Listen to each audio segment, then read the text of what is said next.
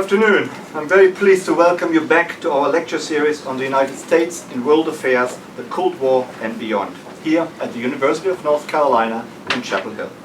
We have lined up an exciting lecture program for the fall semester. Thank you for coming again, and I have to say we have a very full room today with lots of people sitting on the floor, so our lecture series seems to be becoming ever more popular. Please do come back in a few weeks' time.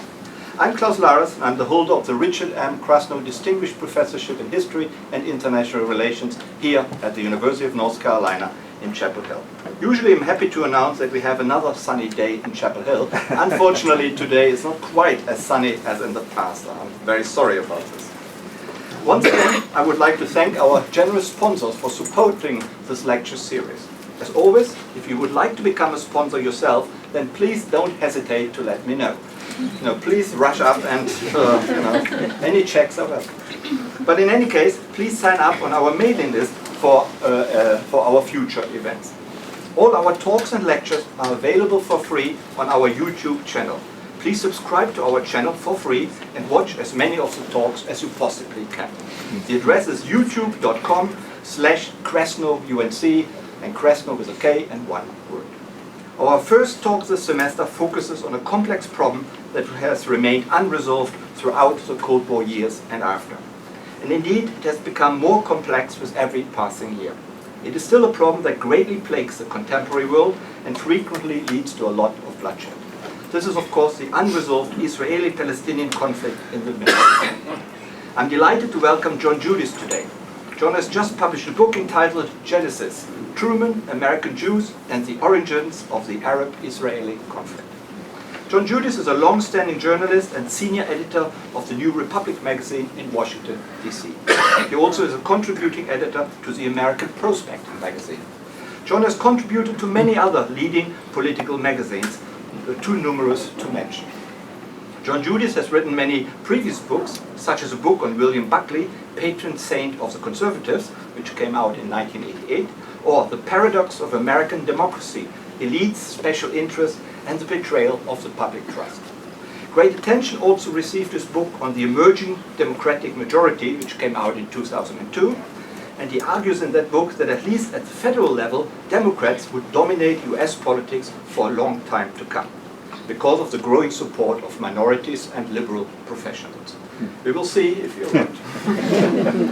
Of great interest was also his book in 2004 on the folly of empire, what George W. Bush could learn from Theodore Roosevelt and Woodrow Wilson. John's latest book on Truman and the origins of the Arab-Israeli conflict has proven to be quite controversial. Some critics have accused him of being anti-Israel and anti-Semitic.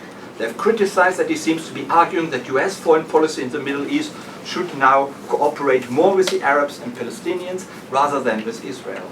Washington, Judis writes, according to his critics, should resist being pushed about by the Israel lobby in the United States. Ron Radosh claims in the Jerusalem Post that Judis is an example of the kind of historian who uses history to prove a preconceived viewpoint. Well, we are about to find out if these accusations are correct, or whether John has been greatly misunderstood, or, as John Judis wondered himself in a recent piece in the New Republic, perhaps his conservative critiques have not even read his book very closely. Ladies and gentlemen, it is a great pleasure to present to you Mr. John Judis, who will talk about Harry Truman and the creation of Israel, the failure to resolve the Israeli-Palestinian conflict.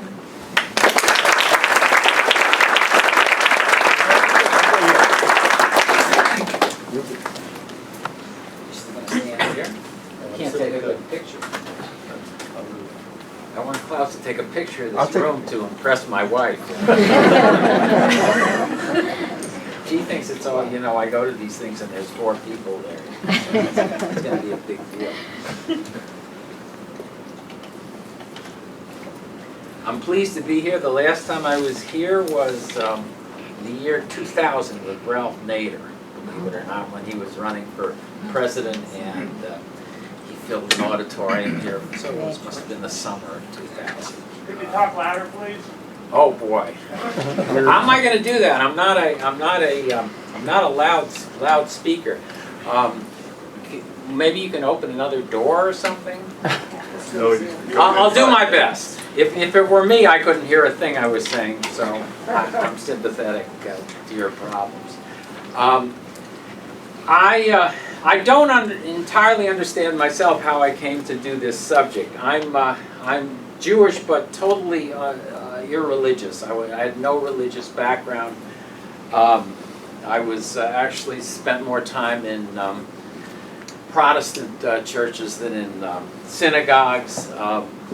I became interested in Israel during the 60s, during the Vietnam War, and saw it as a kind of alternative to the United States itself, a socialist society in the midst of the Middle East, a place that I could identify with rather than my own country, which was engaged in this horrible war.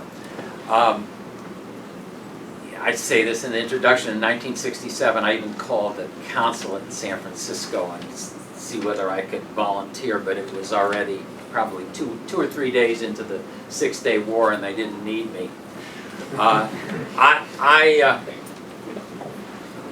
been thinking about Israel since then.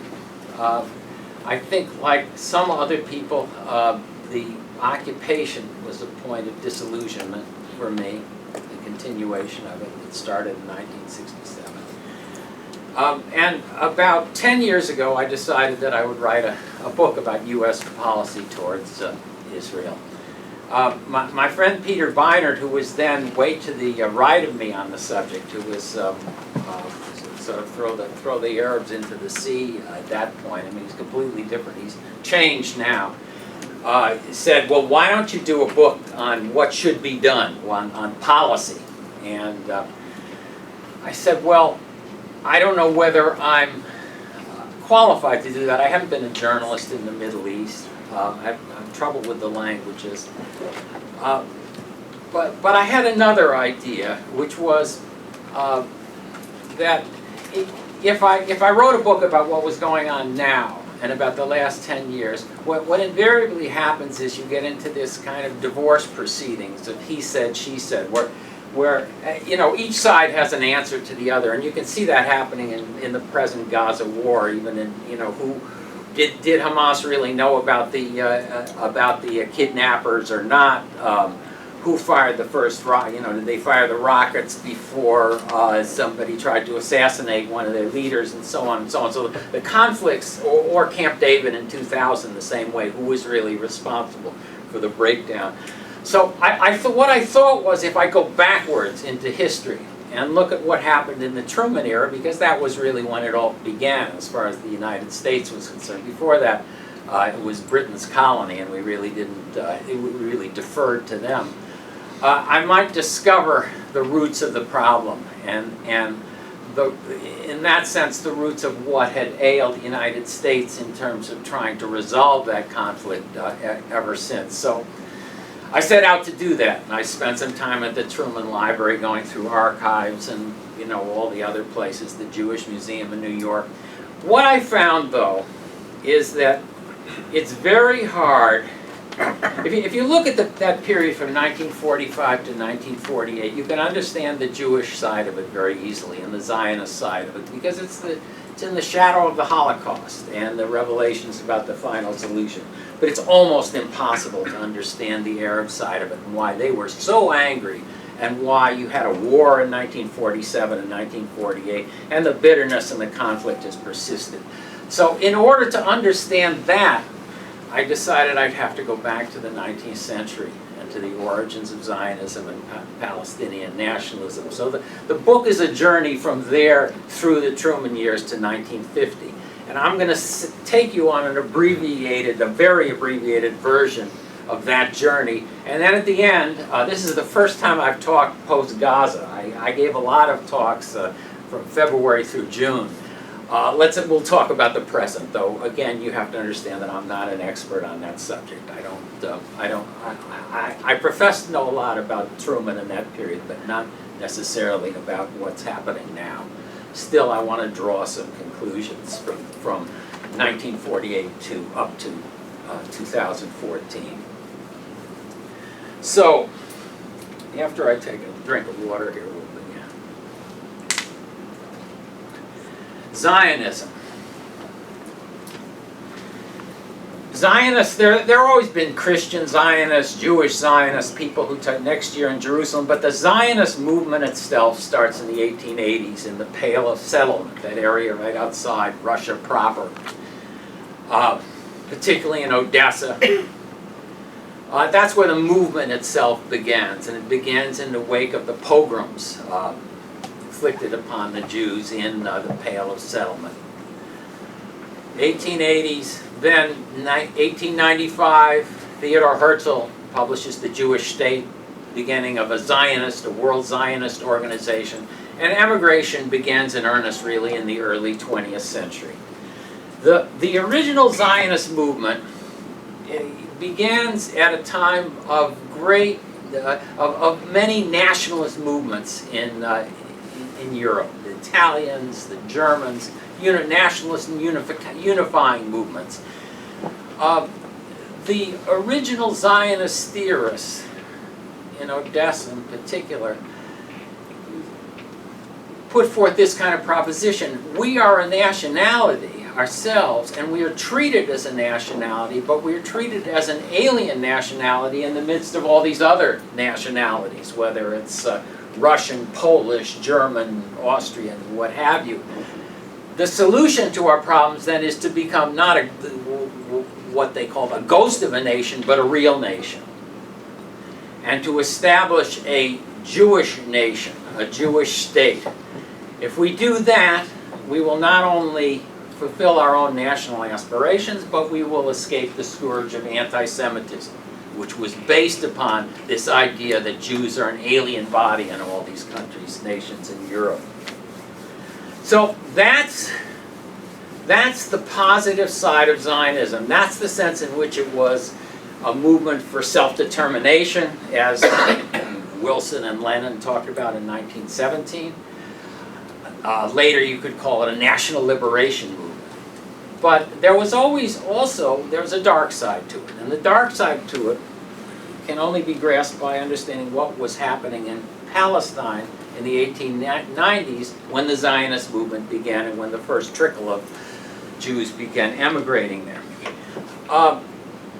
It was about the demography is all up in the air. You can never get it. It's a he said, she said. But maybe like 500, 600,000 people lived in Palestine then.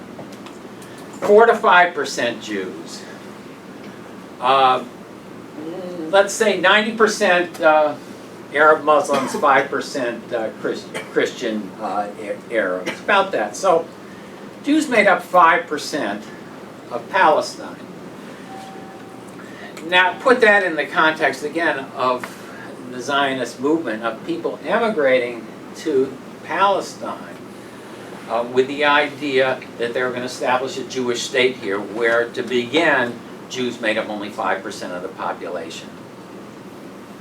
That's pretty hard to understand or defend unless, again, you deeply identify with the aims of Zionism.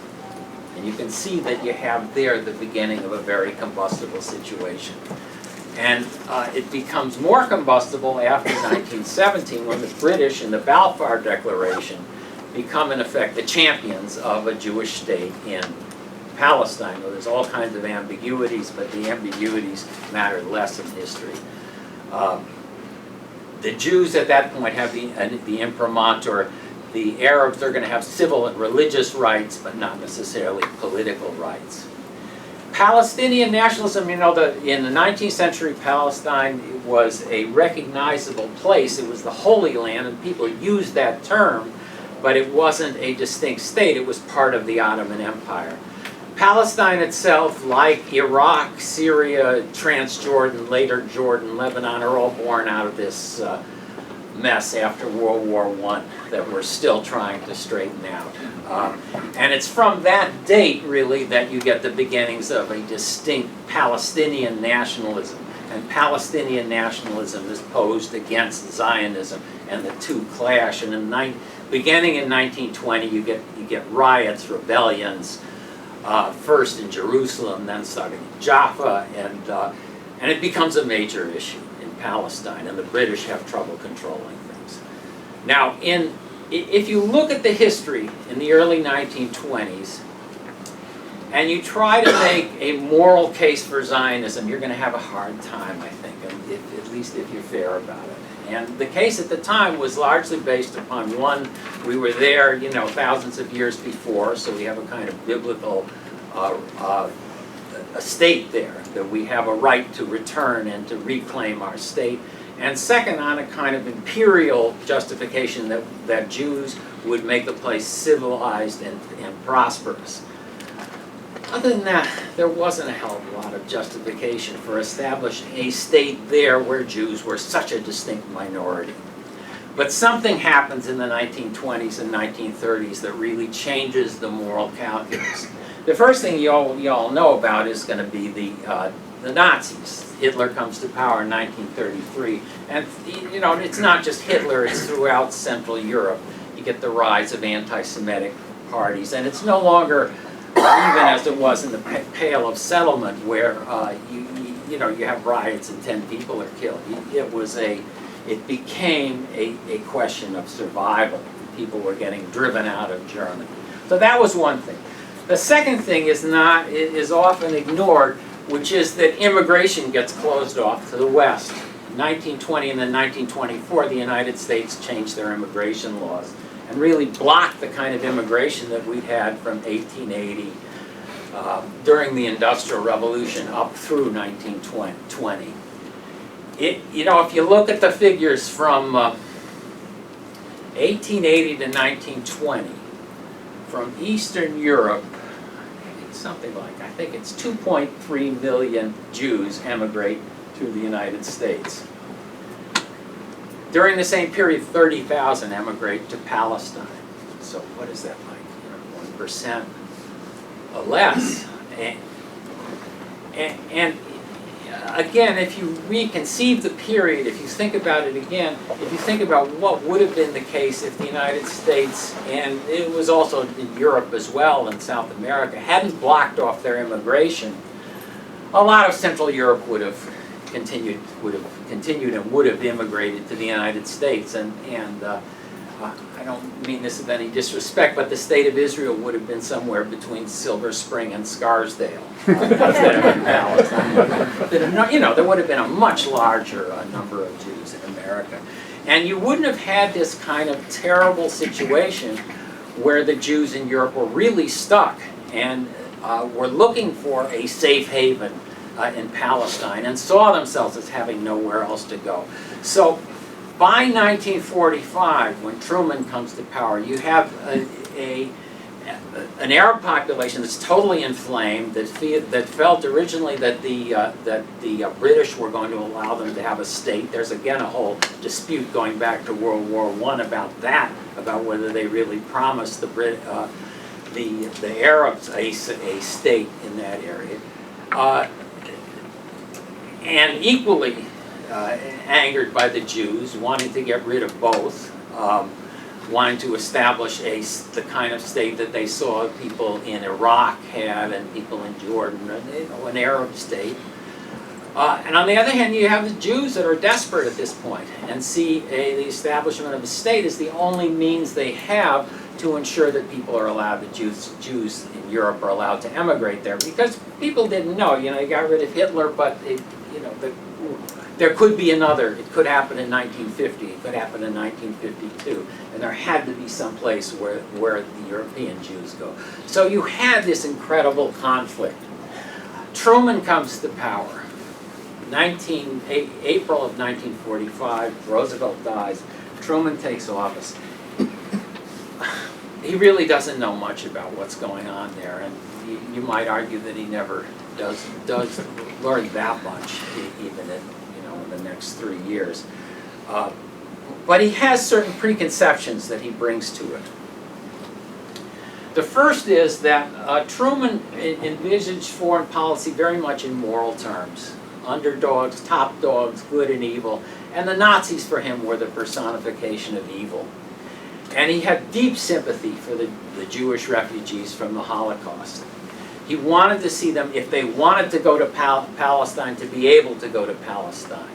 And that put him in conflict with the British, who were worried that if the Jews were there, the British would be attacked by the Arabs, and they'd have another war as they had from 1936 to 1939. So Truman was utterly sympathetic to the Jewish refugees and to that problem, and he wanted it resolved.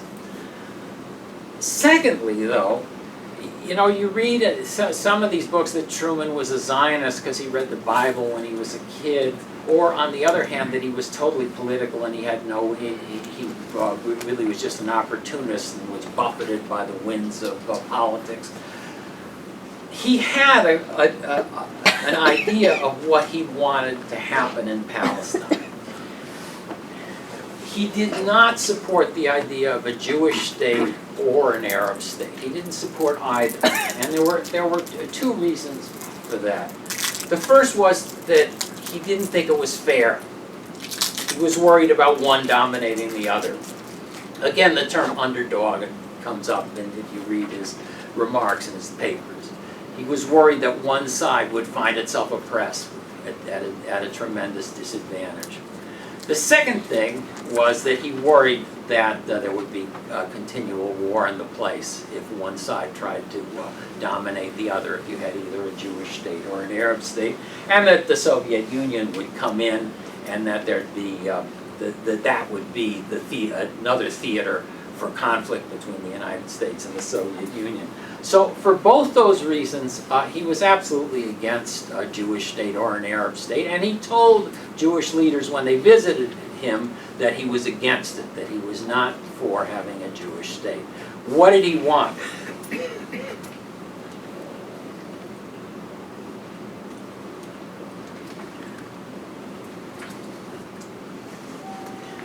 From about the fall of 1945 until August of 1946, Truman tried to work out with the British, and particularly with Bevan, who was the foreign minister, a plan for Palestine. There was an Anglo-American commission that he and Bevan established. And there was a fellow named Grady that the State Department sent over to work with a guy named Morrison from the British. And they developed a plan with Truman's supervision and support for a kind of federated Palestine.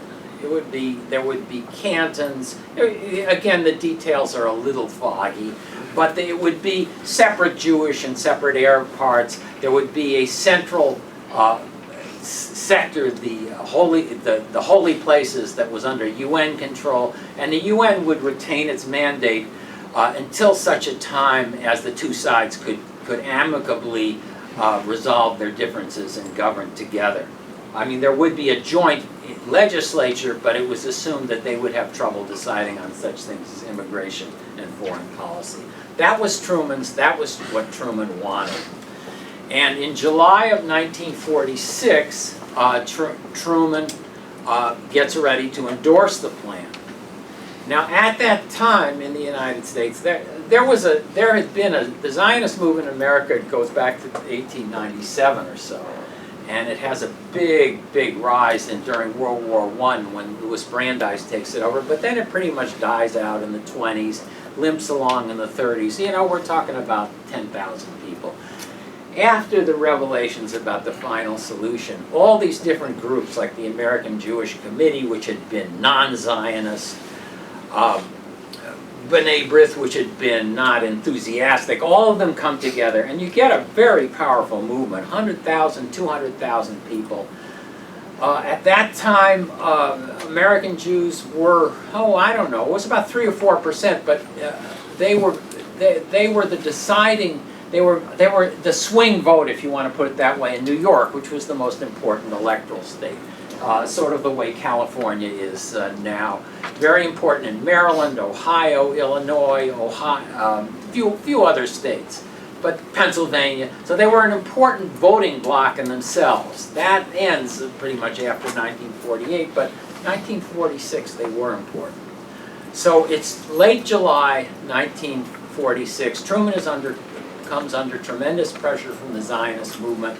It's led by a guy named Abba Hillel Silver, a rabbi from Cleveland, who is a utterly brilliant tactician and who devises this idea that in order to pressure Truman and the Democrats, they have to threaten to support Republicans. This was something that was entirely, you know, the Jews since Roosevelt had been very, and we continue to be very loyal Democrats, but he was going to do something that, let's say, that AIPAC had learned to do later, which was to threaten to screw them up. And these congressional elections were coming in 1946 in November. They were crucial elections. Democrats had held the House for 14 years, and there was a good chance that they would lose it. Truman was scared to death that that would happen, and you know what happens when when you have split government. You can see that today. So he backs down, and he says that he's not going to endorse the Grady-Morrison plan. And what he really does at that point is withdraw. He gives up. He no longer, you have this saying about Truman, the buck stops here, and he had this little saying on his desk. And it's true in terms of the Cold War, the Berlin crisis. I think that he was decisive. With Palestine and later Israel, he was the opposite of decisive. He always wanted other people. He always wanted Marshall of the State Department, somebody else to deal with it, and leave me alone. That was his attitude. So from then on, Truman withdraws, but then he's drawn back in at certain crucial moments when the State Department, the Zionist movement, and the British, and the Zionist movement in Palestine, when it reaches a crisis and somebody has to resolve things. At each of these points, Truman tries to resolve it according to the same principles of fairness and trying to avoid future conflict. When it comes before the UN, he tries to make a deal that would give the two sides roughly equal parts of Palestine. In fact, it was about 70-30 Arab at this point, and the UN deal was going to be 56-40 Jewish. So Truman tries to make a better deal. Again, the same thing happens. He has to back down. Too much pressure. 1948, he also tries to make some kind of a deal. Later, after the war, he tries to settle the refugee part, the borders. But at each point, he just gives up, and he finally, in August of 1950, the U.S. just bows out and then washes his hands and doesn't do anything anymore to try to resolve the conflict while Truman is president. Now, the strange thing is, if you read Truman's papers, what you discover is that in May 14th, 1948, Truman recognizes the State of Israel. This is seen as it was an extraordinarily important moment, obviously, for Israel and for U.S.-Israel relations. And Truman later, in his memoirs, heralded it as a great moment in his presidency, and it's since been heralded. But if you actually look at what Truman was thinking at the time, you find yourself surprised. Here, the next day, on May 15th, he writes somebody who had, a friend of his, Bartley Crumb. He says, "You, of course, are familiar with all the effort put forth by me to get a peaceable and satisfactory settlement of the Palestine question. I am still hoping for just that." This is a day after he recognized the State of Israel. "I think the report of the British-American Commission on Palestine was the correct solution, and I think eventually we were going to get it worked out just that way."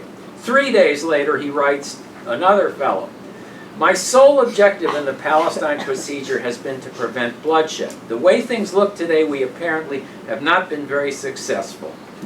Nobody in this country has given the problem more time and thought than I have. In 1946, when the British-American Commission was appointed, Mr. Bevan made an agreement with me that he would accept the finding of the Commission. I thought we had the problem solved, but the emotional Jews of the United States and the equally emotional Arabs in Egypt and Syria prevented that settlement from taking place. I sincerely hope that sanity will come to both sides." So, I'll do one more. So in September, this is like 5 months after he's recognized the State of Israel, the Jewish war veterans come to visit him in the Oval Office. And he thinks it's going to be this kind of routine visit where they invite him to come to a meeting that they're going to have. But instead, the head of the Jewish war veterans, Brigadier General Julius Klein, starts reading a list of demands to Truman of what he should do to the new state of Israel. And Truman gets annoyed. And he says defensively to Klein that he was the best friend the Jews had in America.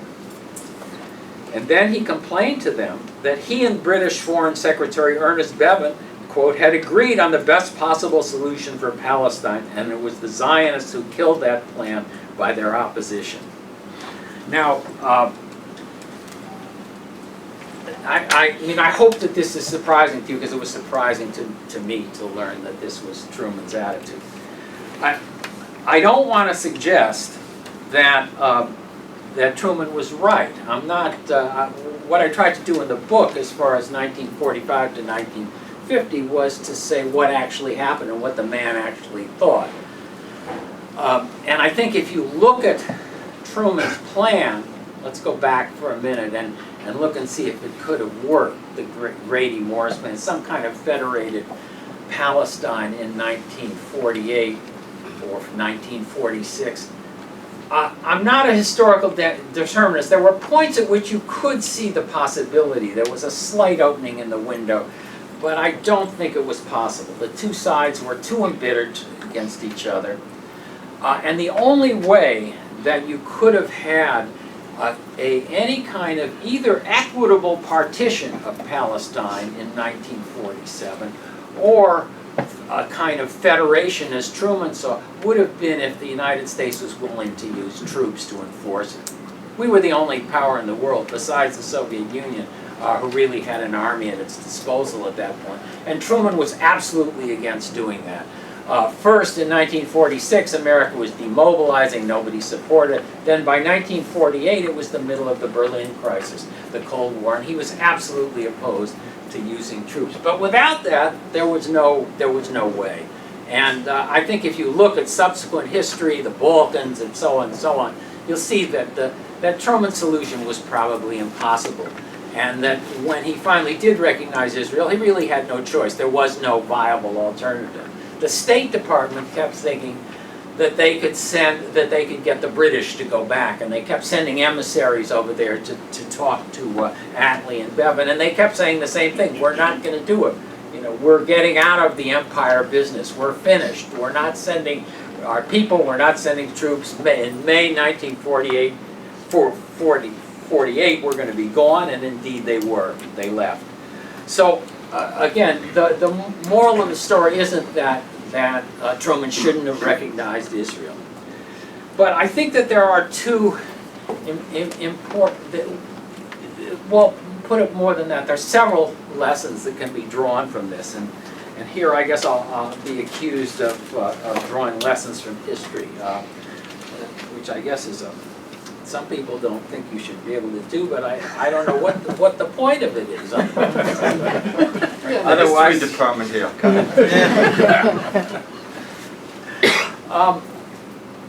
First of all, the principles that Truman brought forth. The idea, first of all, that there should be a fair settlement to both sides that would satisfy the claims, the needs of both Jews and Arabs, was a correct one.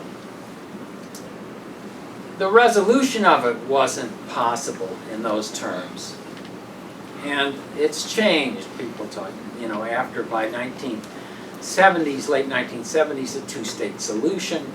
There are different ways to do it, but the same principle applies.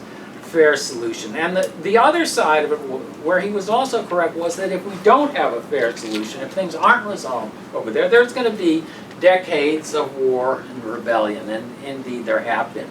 So in that sense, I think Truman was right. Wrong in application, but right in principle. Now let me say a few more things about it. The other thing I would comment on is the American Zionist movement. By 1947-48, it was very understandable that American Jews were single-mindedly determined to help the Jews of Palestine establish a state. But if you look back in the history, and the whole second part of the book is about that, and it's a part that I think is most original and least read by reviewers, is if you look back in the history, there is an obliviousness to the Arabs that begins in the late 1890s and continues up until the 1930s and 1940s. There is the idea that that Palestine is not populated, that it's desolate. And you have a lot of quotes from magazines and newspapers of that period where it's described in exactly those terms.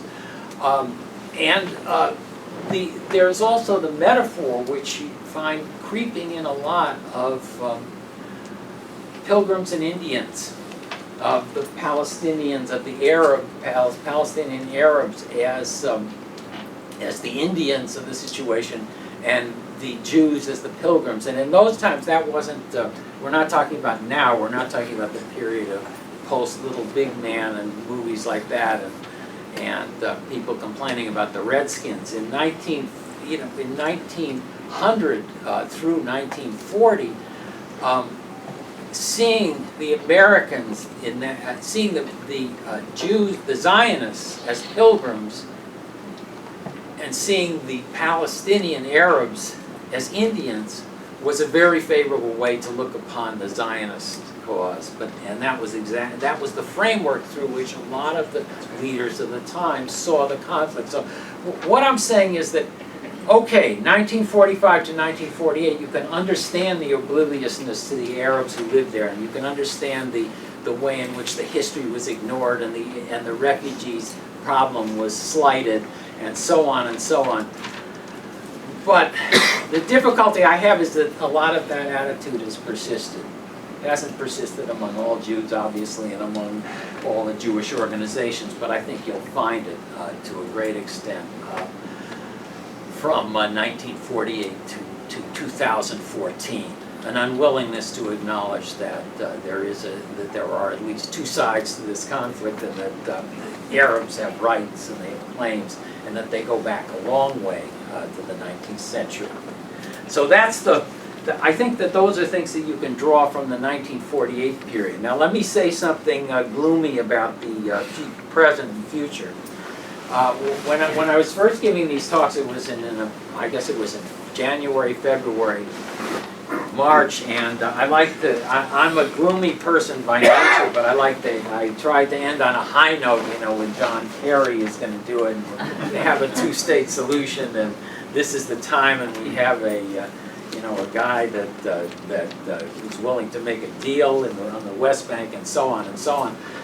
But I think we're in a situation now where a lot of that has collapsed, and where the situation is fairly dire. And let me say a few things about it. If you look at the history of Israel, I think what you have to say is that since 1967 and the occupation and the increasing dominance of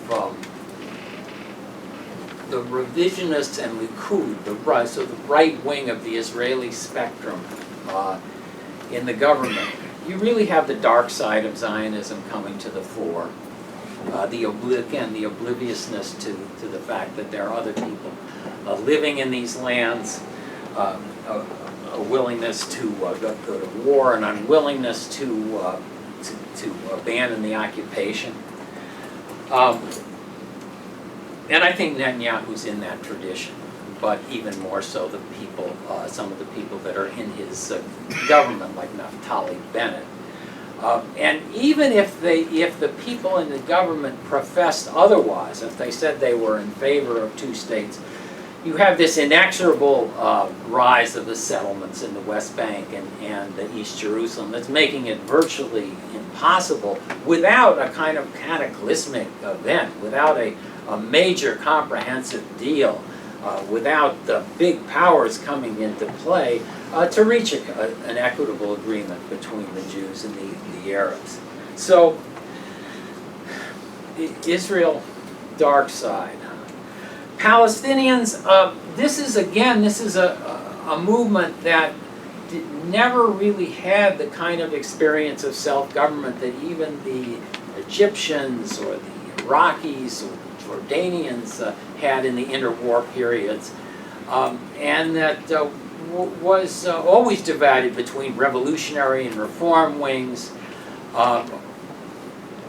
Hamas itself goes back to a lot of the Islamic guerrilla bands of the 1930s. It's a difficult situation, but with Abbas and Fayyad, who was the prime minister, you really had the emergence of a viable reform wing in Palestine and among the Palestinians that the Israelis could have done business with, but didn't.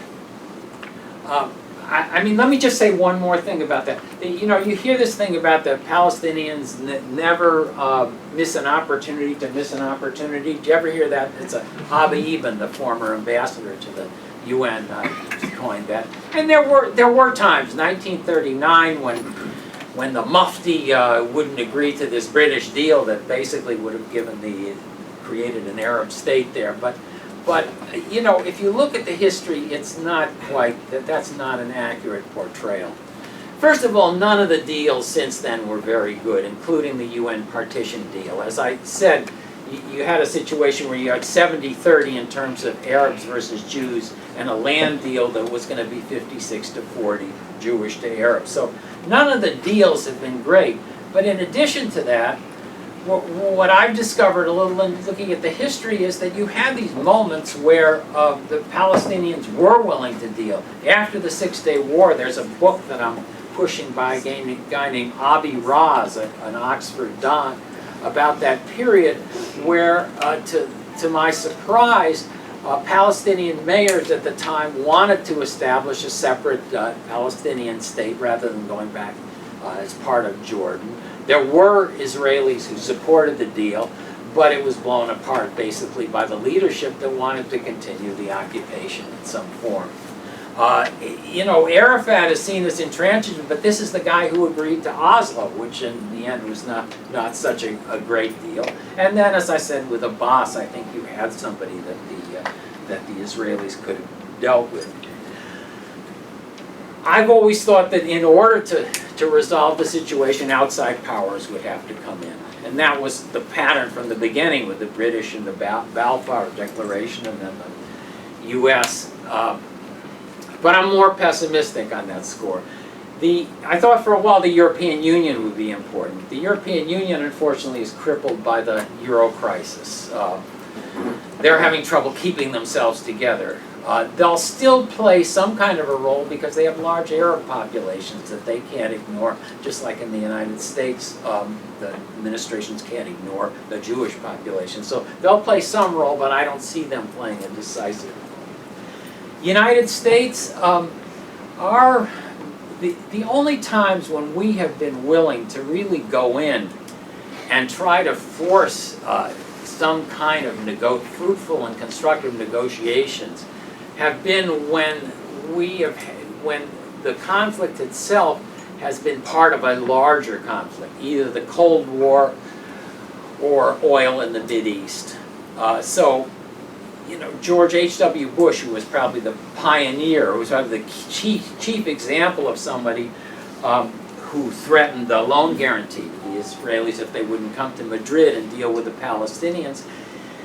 He more or less had to do that because that was part of the deal that he got the Arab countries to participate in the first Gulf War. George W. Bush, same story as the successor. With Obama and Kerry, I think you really do have to face the fact that the Israeli-Palestinian conflict was a secondary issue. It was something that they were not willing to put any muscle behind, not willing to make threats, not willing to take political risks. Obama gave up in November, or or even before that in May of 2011. He just simply gave up trying to work out a deal, and his two main advisors quit. Kerry tried, but I don't feel Kerry ever had the full support of Obama. He certainly didn't have the enthusiastic support. And his modus operandi was a belief in his own powers of persuasion, which in this conflict is simply not enough. It's insufficient. So, as I look to the future, I don't see prospect of great powers intervening, except if there's another crisis there. And indeed there might be. You really have to look at the possibility, as the Israelis become more sophisticated with iron domes and all that, the terrorists also become sophisticated. I think we're looking at a recurrence of terrible conflict there. I don't think it's going to go away. And I think that it may take that. I'm not wishing that, I'm not proposing that, I'm not advocating that, but I'm just telling you that realistically it might take things like that in order to get the EU and the United States involved in such a way as to really create a solution there. Short of that, I think things are going to go on the way they have, and that's a pretty dreary prospect. Thank you.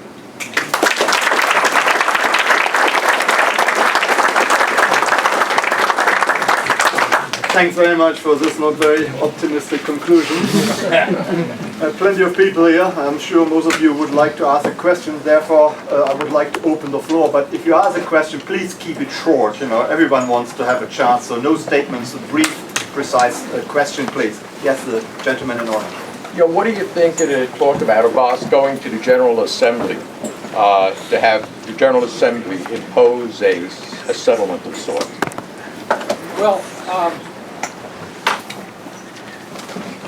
why don't we let these people get out?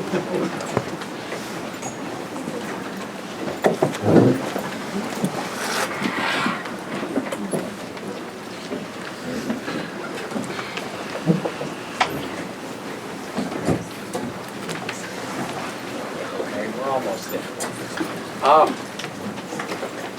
You know, I was in favor of the first time they went to in September of what was it, 2010, when they asked for recognition from the Security Council and the UN, and the American response was, well, we have to let negotiation. You have to do this through negotiation. But of course, in 1947, the United States supported the Zionists and the idea of a Jewish state there because they thought that negotiations were futile. And so, again, I think that I think that those are reasonable steps for the Palestinians to take, but I don't expect that they're going to have that much impact on the situation on the ground.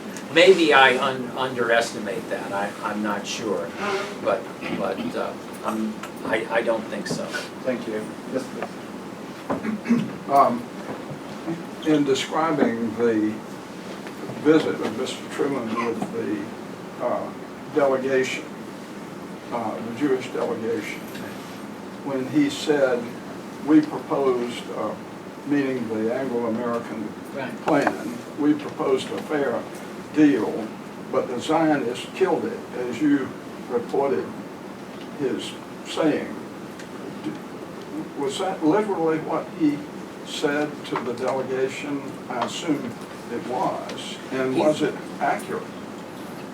He might not have said exactly those words. That's what the Klein told Silver, who Silver wrote a letter. But he said exactly that. So what he would do was, I'd say there's 15 quotes in his papers that are similar to that. It's not, you can believe that he said something like that. But he would blame different people. Sometimes he would blame the Arabs, sometimes not. He usually did blame the Jews. Sometimes they were the New York Jews, sometimes they were the Zionists, I don't know. And he blamed the British sometimes, but he had that general view of that he had tried, and he had a good solution, and people screwed it up, and he was mad about it. And he continued to do that until about 1950. Was one famous name you didn't mention in the mythology of the creation of Israel and its recognition by Truman, and that is Eddie Jacobson, his former Right. partner in haberdashery in Kansas City. Right. Yes, Eddie Jacobson was was in World War I with Truman, same company, and they had a business together in Kansas City.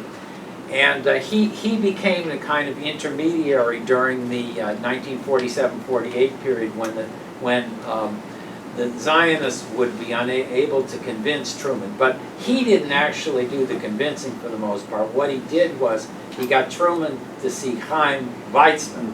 Now Weizmann was, I compare them, again, Ben-Gurion and Weizmann to Mao and Zhou Enlai. Not the Mao of the 1960s, but the Mao who, transformed China, who won the revolution. They were political geniuses, and Weizmann would come and he would succeed, and he succeeded at various turns in convincing Truman first to give up this plan for a different geography in Palestine for the partition, and then to recognize the state in May of 1948. So yes, that's Eddie Jacobson, though, was the intermediary. Thank you. Let me get, this gentleman. You say that for the Obama administration, this wasn't really a primary issue. Now, say we do get an administration for whom it is a big issue. Do you think the U.S. has any serious leverage over Israel anymore? Well, I don't see the prospect of such an administration. I mean, you have to. That's the first thing I'll say.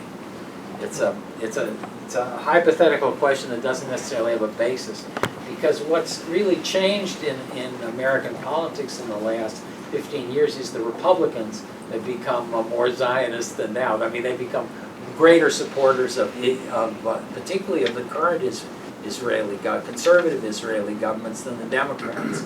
So I think it's unlikely, given the fact that AIPAC and groups like that still have tremendous clout within the Democratic Party. The Republicans have shifted, so I don't see the prospect of that happening unless there's a crisis in the Middle East that calls for our doing something. If there is such a crisis, yes, we are the main ally of Israel in the world, and the Israelis know it, and if we threaten even to cut off, let's say, military aid, they could get by without it, but symbolically it would have tremendous impact. Clinton got rid of Netanyahu basically by expressing his displeasure with him. That's what led his government to fall. So we do have leverage. I just don't think we're going to use it. Tell us how much clout does AIPAC still have in American domestic politics, democratic politics? In democratic politics, I don't know, but they have, AIPAC's power. I talked about 1948 and 1946, those elections then, when there was a significant Jewish vote. There still is in New York State, but that's not the main factor. It is more fundraising now. That's the source of the clout. And I would recommend the Connie Brook article in the New Yorker on that. I think it's pretty good. AIPAC cannot change overall American geopolitics in the region or internationally. They couldn't block the sale of radar airplanes to the Saudis. They are not going to be able to,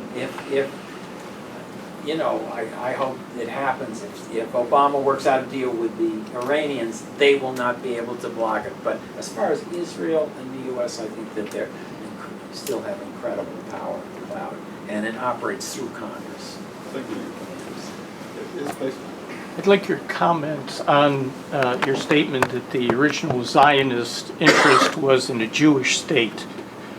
What is the meaning of a Jewish state? And the reason I ask that is I had read recently that Theodore Herzl would probably be upset with the current state of politics in Israel because of the advent of the religiosity into politics, and that his idea maybe of the Jewish state was maybe a more secular view of that state. Did you see it that way? A lot of the original Jewish leaders were people who were like me. I mean, they were atheists, very secular. They were not. Ben Gurion. They were not religious. Yes, Ben Gurion. And that goes for Herzl too. Herzl was an Austrian liberal, and a liberal. I don't mean a liberal in the American sense, but in the European sense. He was basically for an elite. He was not necessarily a Democrat. He did not see. He didn't want Hebrew to be the language of the new state. He had a comment about how could you get a cab. It was a joke. So his sensibility, was completely at odds with what has happened, except on the main and central point of a state, and that's what he wanted. He was reluctant. The Zionists talked about a commonwealth at times. They didn't want to use the word state early on because the Turks would have been very mad. And they're in Herzl's papers, you see him urging equivocation. And Weizmann also talked about safe statesmanship, which meant you don't do things that would unnecessarily inflame the opposition. But that was always the goal. Was always some kind of a state. Thank you. Great point. Since we're in the history department, there's one streak of history that does not look for lessons in the past for the present, called historicism. People just put themselves into the shoes of those historical figures. So if you were to put yourself into the shoes of Harry Truman, wasn't he a Southern Democrat in the mold of Andrew Jackson, whom he admired, or even Thomas Jefferson, looking for the separation of church and state, but also maybe having a segregationist mode, separate but equal, an apartheid mode in the 1950s, very much present in this country and in the South. And wasn't this thinking part of his thinking about a federation between Arabs and Jews in the Palestinian or Israeli state? Oh, it's hard to say. You have to remember Truman integrated the armed forces, and there were people running against him in 1948, the Dixiecrats, who thought that he was a raging integrationist, and he grew up in an area that had been torn apart by the Civil War. It wasn't either Confederate or Union, and on his mother's side, they were Confederates. I think he worried about. Again, this is just a projection. I don't have firm documentary evidence, but I think that what that meant to him was that it was important for the sides to work together, for the people to somehow be part of the same nation, the way the South and North were part of the same nation. I think that's the only lesson you can draw from it. As far as his later precise plans about federation or thing, I don't know if any of that came from his Civil War background. Thank you. So from a secular sense, obviously Palestine was already settled, and in a non-religious sense, the Jews really had no claim to it other than the fact they had nowhere else to go. So it made, from your lecture, it sounded like the only reason they really got the state of Israel was because they bullied the Democrats politically. So, and my question is, and this is what I really have a hard time understanding, is why exactly did the Jews have claim to Israel when, honestly, in a secular sense, there's no reason they really should have gotten that claim? Well, I mean, history doesn't work according to those kind of moral principles. If you look at the founding of America, there's Indians were chased out of Georgia. I mean, Cherokees. It's so I guess that's one part of it. But the Democrats here did not bully Truman into what the Zionist movement into. That wasn't the crucial thing. The crucial thing happened on the ground in Palestine. Basically what Ben Gurion did, starting in the 1920s, was establish a state within a state, Palestine. So that when the war came, he had an army, he had a government. He had virtually the Israel was there to begin with. But it was a work of political genius. Palestinians were totally disunited, in disarray, by contrast. And a lot of that is, again, is this because the Jews had the imprimatur of the British. But that's where that's where it happened. And if Truman hadn't recognized Israel in, May 1948, he would have recognized it in September 1948 or something. The die was already cast by then. Is that an answer to your question? Is that? Yeah. You're lucky. Thank you. Yes, please. Yeah, I'm wondering if you read Aryeh Shavrit's book last year, My Promised Land, and what you thought of his assessment of Palestinian and Jewish cognitive views of this land across the period of time that you... I just read the first 100 pages or so. Oh, then don't review it. Yeah. And I read his columns. But we're in different places politically. That's he is someone who is more inclined to blame the Arabs for what happens, and to see whatever the Jews did is inevitable.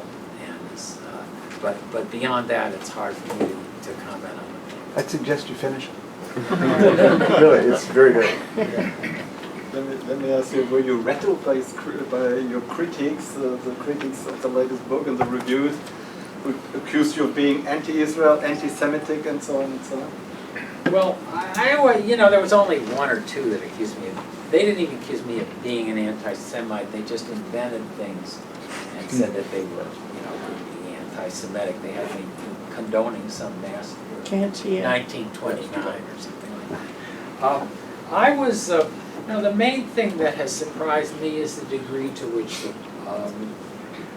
even people I know who are friends of mine, I won't mention who reviewed the book, have misunderstood what I'm saying. And I think a lot of it falls on this, on the side of thinking that somebody who is critical of Zionism, as I am, and thinks it has a dark side, is against the existence of the state of Israel, and doesn't think that a two-state solution is, the most realistic outcome. I mean, my attitude towards Israel is similar. My personal connection to the Jews there, but on the other hand, it's Egypt recognizes Israel. It's a state. It's going to exist, and anybody who thinks that they're going to, and I'm speaking here of the left, some people on the left of the United States are going to, concoct a binational state there now, and a certain version of the United States is really is in cuckoo land. The Jews are not going to give up. There is going to be a state of Israel, and the question is whether there's also going to be some kind of Arab state. There will be questions about civil rights if the occupation continues, but in the long run, I think that's the only viable solution. But I get accused of being anti-Zionist. I would say my position is similar to the Jews of the early 20th century who I'm a non-Zionist. If that makes sense. It's not. I believe that Israel is going to exist. I'm not for destroying it, but I don't revel in its achievements. Thank you. Someone last night wrote in when he saw that you were coming to give a talk. He asked me to remove his name from the mailing list. So you caused great anxiety to some people. There was a question over there. Oh, okay. So you mentioned earlier on that Abbas has been like a viable, the word I want to use is partner, someone to talk to about various things. Do you think as the idea of the union government is kind of floats in and out of the discourse, is that ability to work with and be worked with eroding because of that, or is that going to have a significant impact in the future? The unity government? Like the continuous Hamas? Hamas, yeah. Well, is it going to have a good effect on Abbas? Like, will it impede the willingness to work with Abbas, or will it impede Abbas's ability to work and talk with Israel if something happens? If this unity government lasts another 6 months, it'll be a miracle. You know, this has gone on and on. This has been going on for a while, and there's incredible internal forces that are driving it apart. Abbas is 79 years old. I don't know if there is another person waiting in the stands. The guy is in jail probably, who could be the next Palestinian leader. So I'm in favor of a unity government. I think that that's a good idea. One of the things that I sense about Hamas is if they did get some kind of a deal, eventually they would become a governing power and would accept the state of Israel, I think. And if you look at the history of the PLO, you'll see a similar kind of development from the early 60s on. If any of you are interested, this Kai Bird's book, it's called The Good Spy, about Lebanon in the early 1970s. I actually went to Lebanon with Kai in 1977, I think it was. It was when the first big war was starting there, and interviewed the leaders of the PLO at the time, including Arafat, and they were all for a two-state solution, but they wouldn't say so publicly because they were afraid they wouldn't get anything in return, and they were waiting. You can see little hints in some of the Hamas leaders. I'm not gonna, again, I'm not an expert on that stuff. I don't, I'm just talking.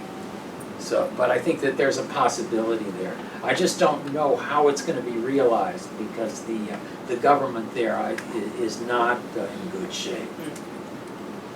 Netanyahu's hardline policies have really led to a rise of anti-Israel feeling all across the world, particularly in Europe. But also elsewhere. Do you think that it's just a passing phenomenon, and once Netanyahu has been replaced and so on, that will go again, or is that something you are quite afraid of might be a more lasting tendency? I'm quite afraid of it, and I think Netanyahu might be replaced by somebody worse. Netanyahu is a maneuverer, he's a fixer. I mean, we have people like that in American politics. I mean, I think his inclinations are conservative, but he wants coalitions. He wants to stay in power. He'll try to shave off the hard edges of things. You might find somebody like Bennett, Lieberman, who is much less amenable to compromise. And yes, I worry very much that the continuation of the occupation is going to inspire anti-Semitism. And let me say something about that, because I think that it is misunderstood. In 1929, the British there's riots over the Wailing Wall in 1929. The British come in and they have one of these commissions to try to resolve things or figure out what to do. And they're having a meeting in Jerusalem, and the Mufti, who is the head of the Muslims in Palestine, appointed by the British, who eventually becomes a Nazi collaborator, is sitting in the front row reading the protocols of the Elder of Zion. Now, look, there's two things you can say about that. First, you can say, well, the guy was an anti-Semite, an evil anti-Semite all along. Or you can say, he was engaged in this conflict, and as you try to fight these people, you latch on to all these crazy ideas about how evil they are and how they're going to destroy the world.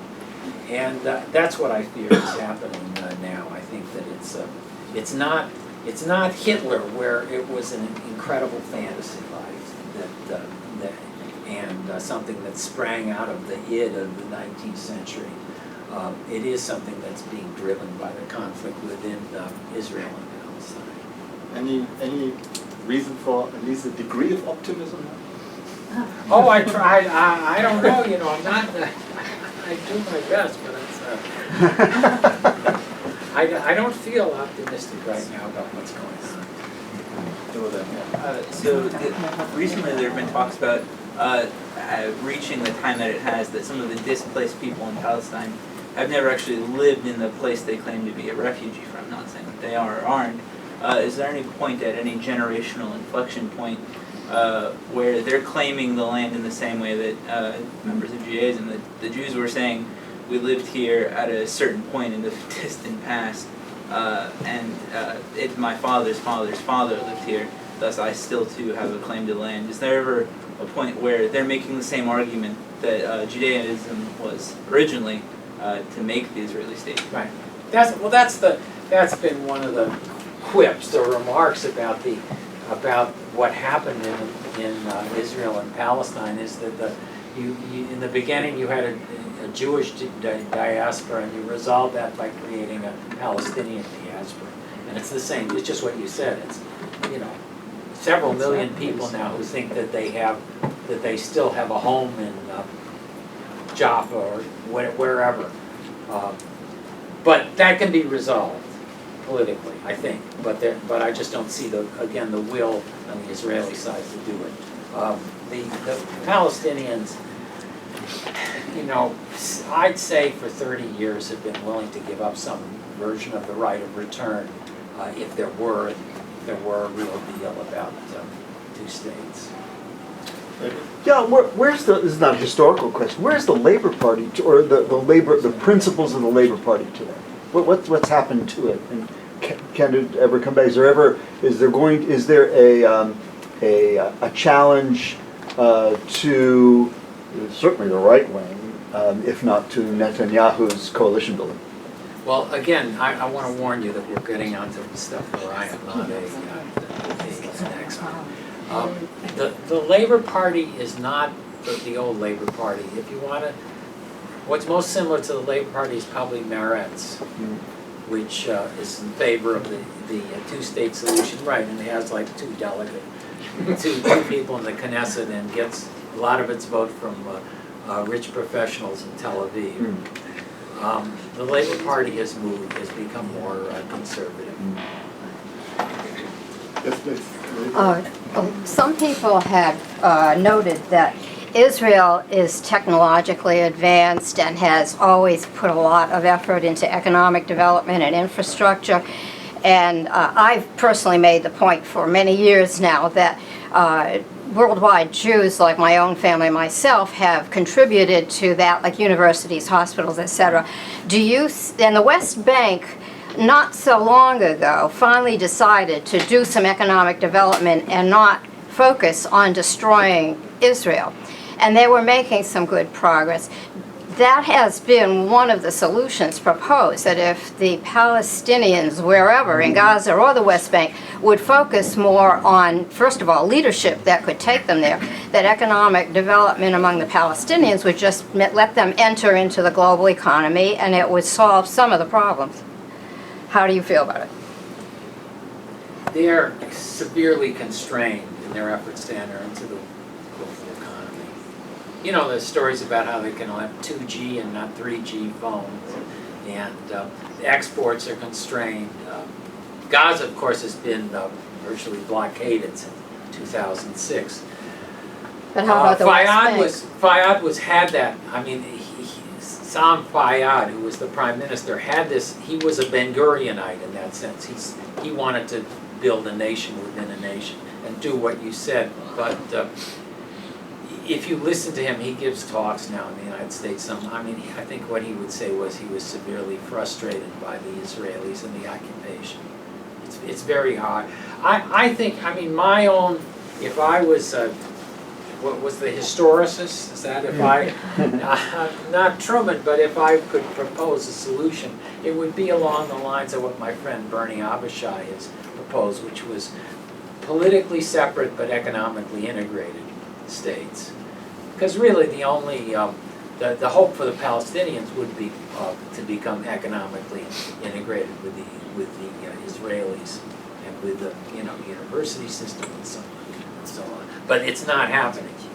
Instead, what's happening is continued separation, occupation, military occupation, two different judicial systems, and so on and so on. But you're not addressing also that there are oil-rich Arabs all over that area who have not contributed at all, whereas internationally, not every Jew, but many Jews have contributed to the infrastructure and the building of a real economy in Israel.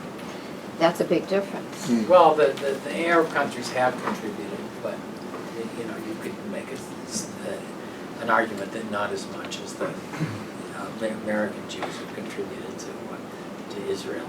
But they did pretty well on their own, Israeli Jews. Thank you. Time for a couple of more questions before we all have to go. You have exhausted everyone. let me ask you a question about American politics. Clinton in his last months were actively looking for getting a peace process going. You can't see that under Obama, that the Obama administration will make another effort? No. I don't think so. I doubt it very much. I think Clinton was more energetic than Obama.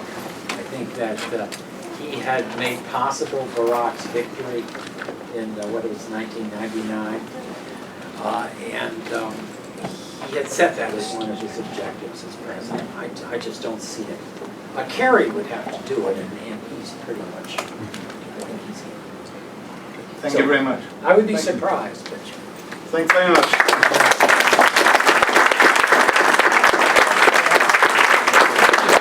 Thanks very much for a highly enlightening and informative talk. I would like all of you to come back on the 25th of September when we have a talk about human rights and the Cold War. Please come back.